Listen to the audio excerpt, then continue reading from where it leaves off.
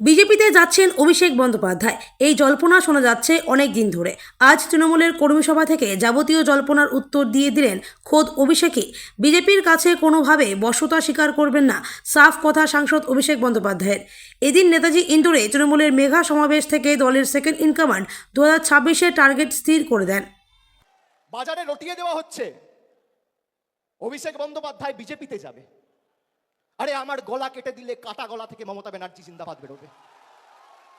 আমি বেঈমান নই। বাজারে ছড়িয়ে দেওয়া হচ্ছে নতুন দল আসছে।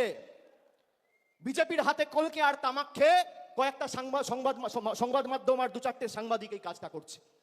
আমি তাদের নাম করে এই সবার পরিবেশ নষ্ট করব না। আর খবরে যা দেখবেন, আমি আপনাকে বলছি 100তে 100টাই মিথ্যে। কোনো খবরের কথায় বিশ্বাস করবেন না। কালকে খবরে দেখানো হয়েছে অভিষেক বন্দ্যোপাধ্যায়ের বিরুদ্ধে ইডি চার্জশিট দিয়েছে, সিবিআই চার্জশিট দিয়েছে। 28 পাতার চার্জশিট, দু জায়গায় খালি আমার নামটা লিখেছে। তাও অভিষেক বন্দ্যোপাধ্যায় কে, বাড়ি কোথায়, সাংসদ না বিধায়ক না পঞ্চায়েত প্রধান, কোথায় থাকে, কার ছেলে, কোনো পরিচয় নেই। বিজেপি নেতারা যেমন ভাববাচ্ছে কথা বলতো, ইডি সিবিআই এখন ভাববাচ্ছে কথা বলছে। এই ভয়টা দেখে আমার ভালো লেগেছে। খবরে যা বেরোয় 100তে 100টাই মিথ্যে, আমি আপনাকে বলছি। 12 লক্ষ মানুষকে বাড়ি দিয়েছে আমাদের সরকার। একদিন একটা খবর দেখেছেন?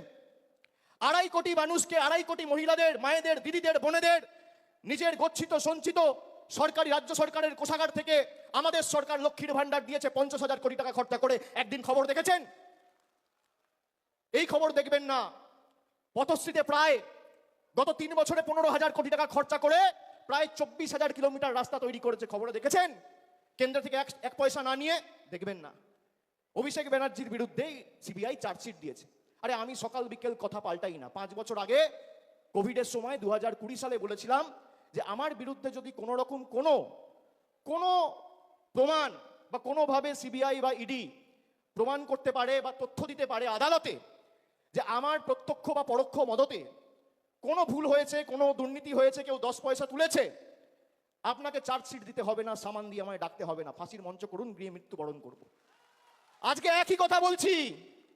আপনার কাছে প্রমাণ থাকলে প্রমাণ দেবেন।